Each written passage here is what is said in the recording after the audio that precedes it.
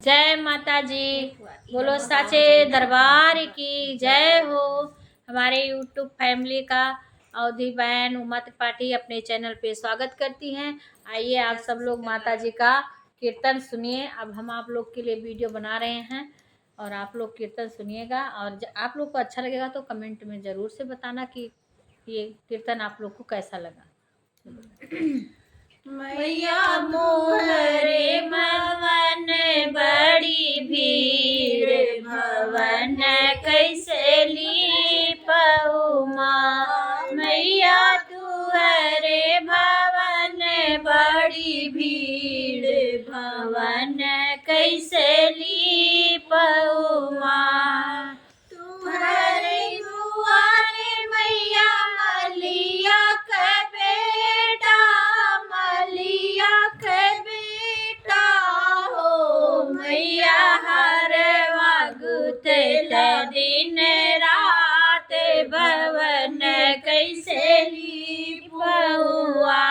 मैया हर वक्त दिन रात भवन कैसे लीपउआ। मैया तुहरे भवन बड़ी भीड़, भवन कैसे लीपउआ।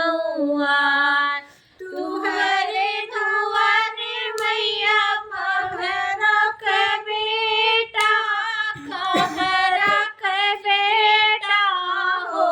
मैया कलशा भरते दिन रात भवन कैसे लीपउजा। मैया कलशा भरते दिन रात भवन कैसे लीपुआ। मैया तुहरे भवन बड़ी भीड़, भवन कैसे लीपउआ। तुहरे दुआरे मैया बभन के बेटा, बभन के बेटा हो। मैया पोथिया बचत दिन रात भवन कैसे लीपउआ।